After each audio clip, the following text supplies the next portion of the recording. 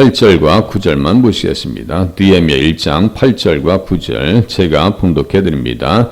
옛적에 주께서 주의 종 모세에게 명령하여 이르시되 만일 너희가 범죄하면 내가 너희를 여러 나라 가운데 흩을 것이요 만일 내게로 돌아와 내 계명을 지켜 행하면 너희 쫓긴 자가 하늘 끝에 있을지라도 내가 거기서부터 그들을 모아 내 이름을 두려고 택한 곳에 돌아오게 하리라 하신 말씀을 이제 청하건대 기억하옵소서. 아멘.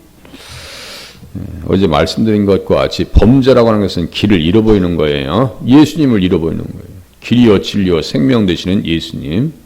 시편 16장 끝에 보면 생명의 길, 다윗이 이야기한 생명의 길은 바로 예수 그리스도를 따라가는 길이고 예수님을 의지하는 길입니다.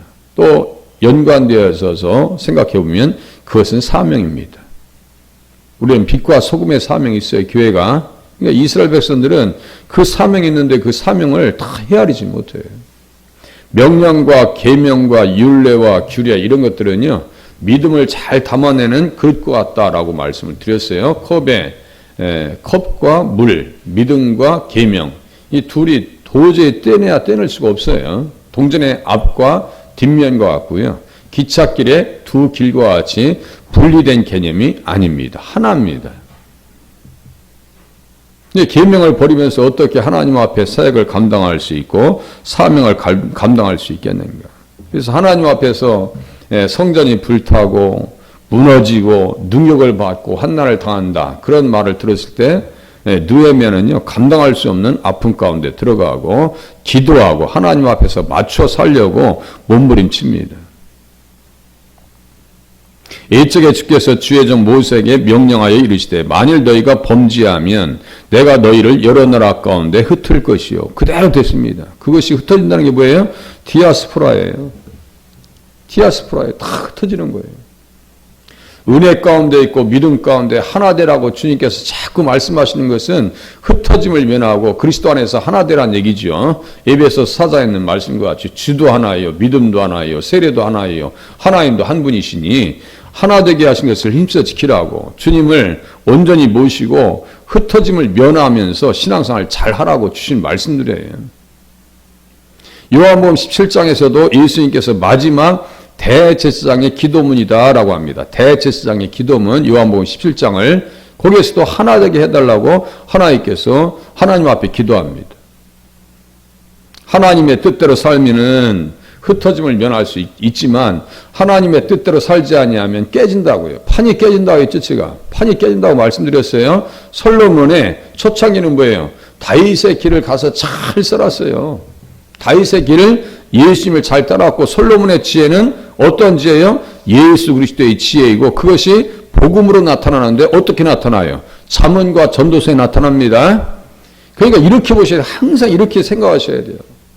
솔로몬 하면 초창기에 잠언, 전도서, 잠언 중에서도 그 고르고 남겨진 것이 지금 우리가 성경에 있는 잠언서입니다. 거기에서 지혜는 다 누구와 관계돼요? 예수님과 직접적으로 관련됩니다. 지혜와 지식은 예수님과 직접적으로 관련되어져요. 지혜가 어떤 일을 하는데요? 솔로몬이 예수님의 다윗의 길을 잘 따라갔을 때는 예수로 충만하니까 복음으로 충만하니까 영혼이 잘 되니까 범사가 잘 되고 강건하게 되죠. 열왕기 상 4장에 보면요. 먹고 사는데 전혀 지장이 없어요. 제가 자꾸 이름을 잊어버려서 헤맸었는데요. 아마르티아 센 교수. 아마르티아 센 교수라고 하는 사람이 노벨 경제학상을 받았거든요. 아시아인으로서는 최초로 인도 사람입니다. 캠브리지 대학교 교수예요. 그 사람이 얘기했어요. 어제 제가 문자 보내드렸죠. 기독교의 부흥이 있는 곳에 반드시 경제적인 성장이 따랐다는 거예요. 영혼이 잘 되면 사는데 지장이 없어요. 우리는 생각할 때 어떻게 먹고 전혀 그런 걱정 안 하셔. 우리 기독교가 들어오기 전에는 보릿고개 있었어요. 그죠? 보릿고개 있었어요. 지금 보릿고개 없어요. 남아 돌아가서 걱정이에요. 지금 쌀 농사 짓는데 남아 돌아간다니까요. 관리하는 데만 1년에 2천억, 3천억 든대요. 그 북한 준다 해도 자존심 때문에 못 받는 거예요. 거기에는 영혼이 잘 돼요? 안 돼요? 주체 사상은 영혼이 잘 되겠다는 거예요? 못 되겠다는 거예요? 그거는 사람 영혼을 다 죽여버리는 겁니다. 그들 속에는 맨날 징후밖에 나오는 게 없어요. 김여정이나 그 사람들 담화하는 거 보세요. 징후밖에 나오는 게 없어요. 징후밖에. 어떻게 이렇게 욕을 잘하는지 남은 건 징후밖에 없어요. 그러니까 못 사는 거예요. 솔로몬이 예수님의 길을 잘 따라서 주님의 말씀대로 살아갈 때는 잘 먹고 잘 살았는데 나중에 말년에서는 열왕기야 11장에 보니까 열왕기상 11장이네요. 열왕기상 11장 다 무너뜨려 먹어요. 다 무너뜨려 먹어요. 다 거덜내버려요. 사명을 잃어버리니까 그렇게 되더라 이거지. 하나님께서 이스라엘 백성들에게 주신 사명의 말씀이 무엇일까? 약속의 말씀이 무엇일까?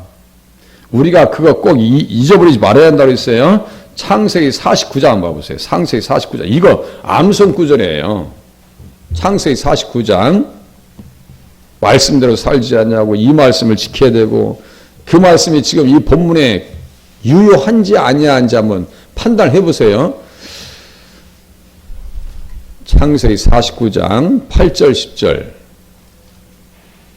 지금도 유효가 한지 유효하지 않은지 한번 생각해 보세요. 8절과 10절. 유다야 너는 내 형제의 찬송이 될지라 내 손이 내 원수의 목을 잡을 것이요. 이렇게 써있단 말이에요.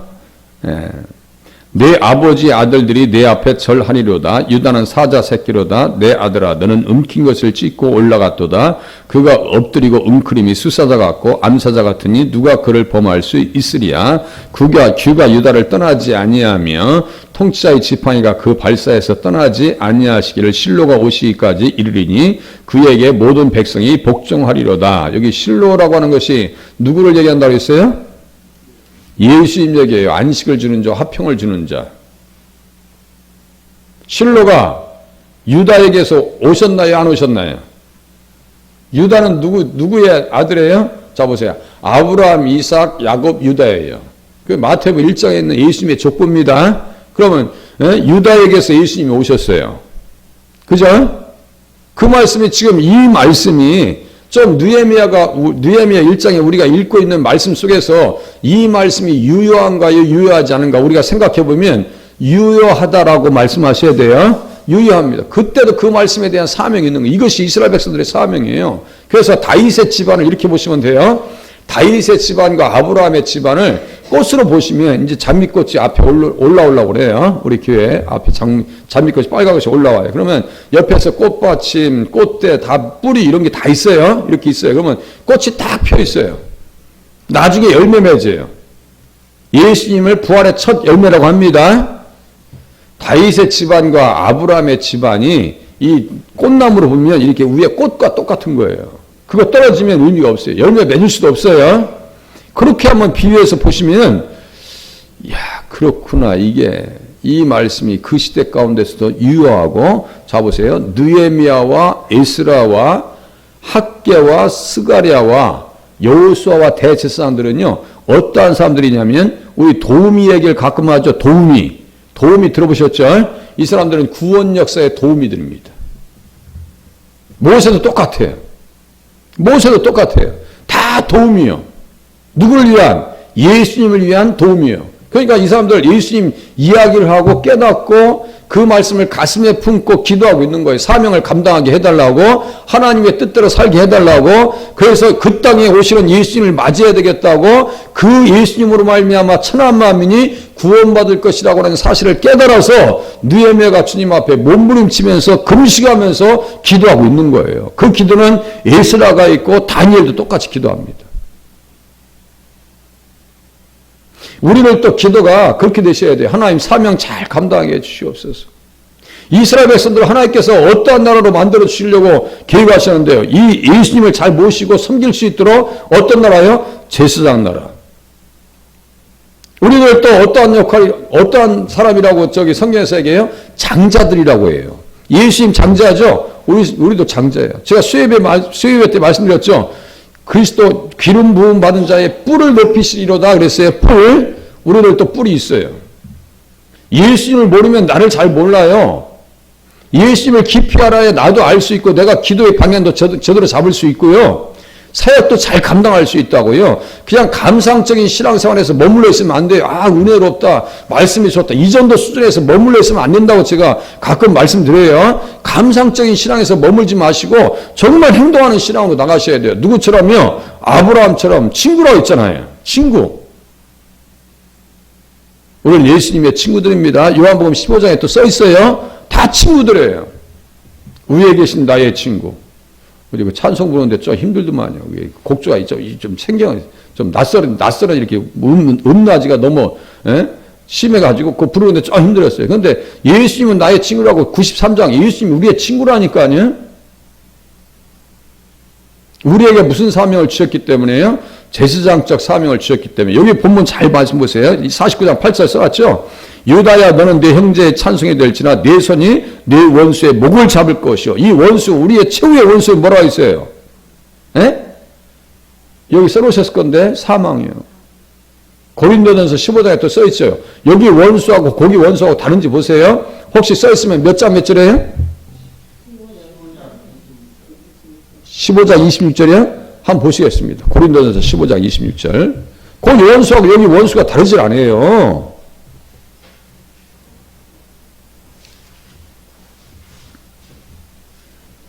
그래요. 정확하게 써놓으셨네. 15장 26절. 원수의 목을 잡을 것이다 라고 할 때 이 원수와 여기 고린도전서 15장 26절의 원수가 다르질 않아요. 원수의 목을 잡을 것이라고요. 사탄의 목을 잡고 꺾어버린다니까요. 주님이. 맨 나중에 멸망받을 원수는 사망이니라. 이렇게 써놨죠. 그죠? 그렇게 하면서 끝에 보시면 사망아 너의 이기는 것이 어디 있느냐?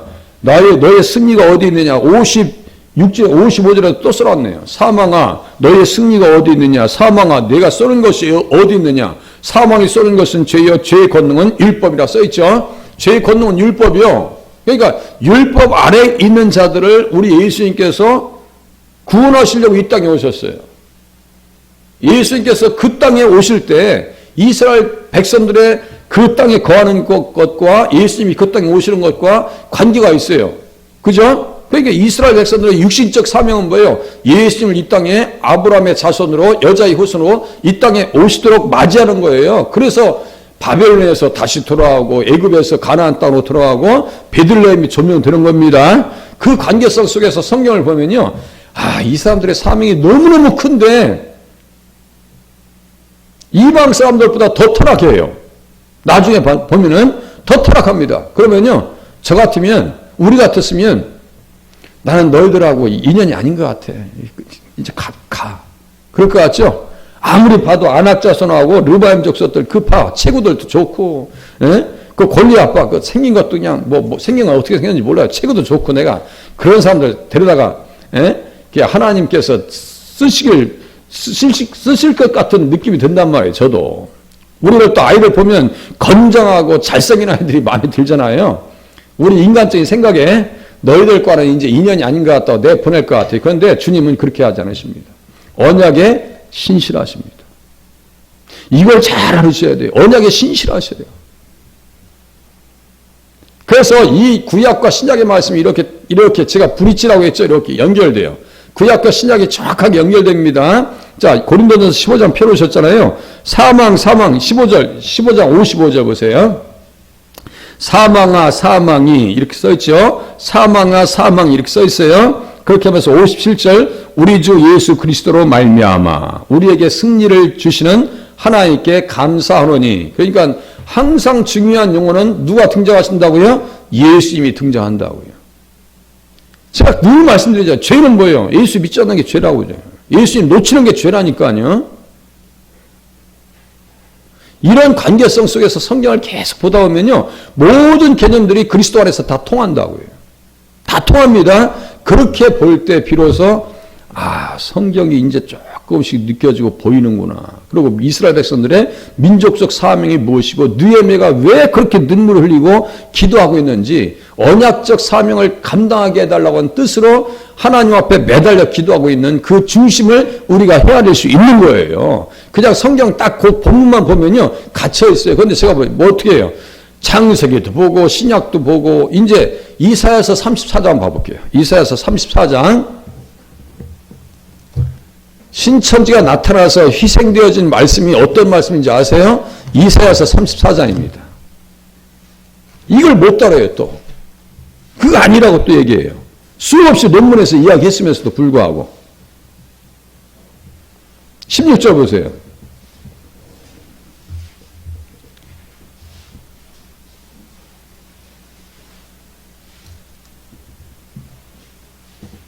아주 신천지가 나타나서 이 말씀이 쑥 들어가 버렸어요.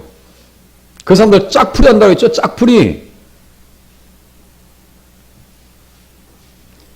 어려서부터 제가 20대부터 초반부터 신앙생활하면서 논문들도 보고 이 말씀들도 많이 봤어요.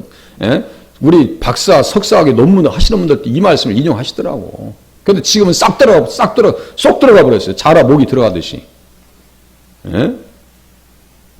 34장 16절. 너희는 여호와의 책에서 찾아 읽어보라. 이것들 가운데 빠진 것이 하나도 없고 제짝이 없는 것이 없으리니 이는 여호와의 입이 이를 명령하였고 그의 영이 이것들을 모으셨습니다. 통일성, 일관성이 있습니다. 성경은 잘 들어보세요. 통일성과 일관성이 있습니다. 논리적 정연함이 있습니다. 논리성이 있어요. 누가 모으셨기 때문에요?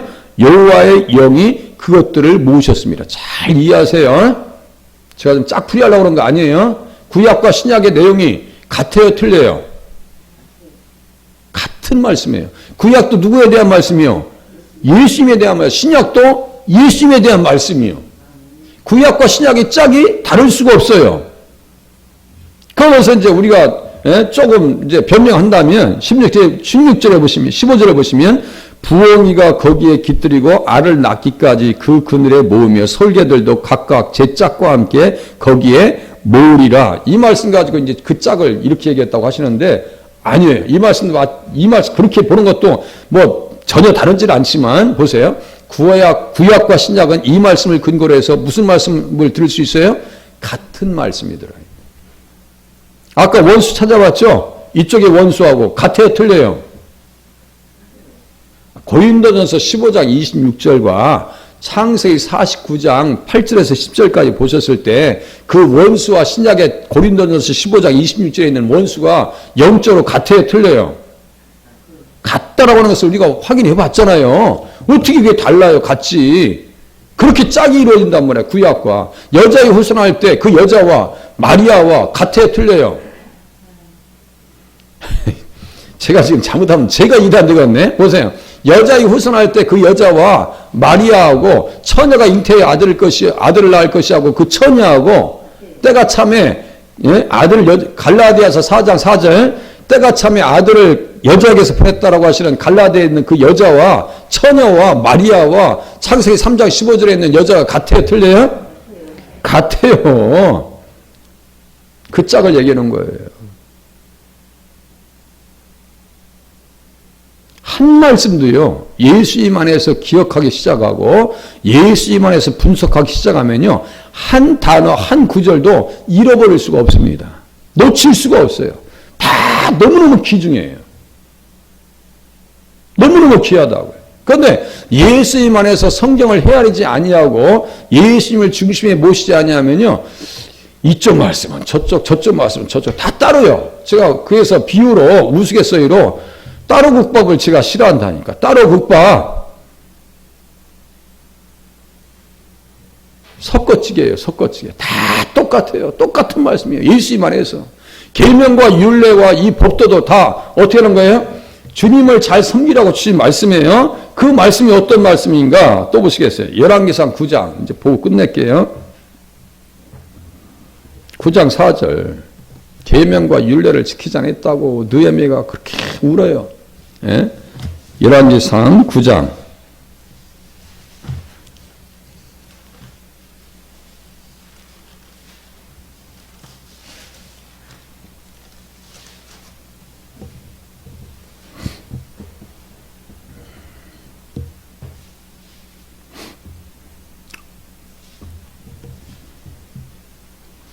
4절, 5절,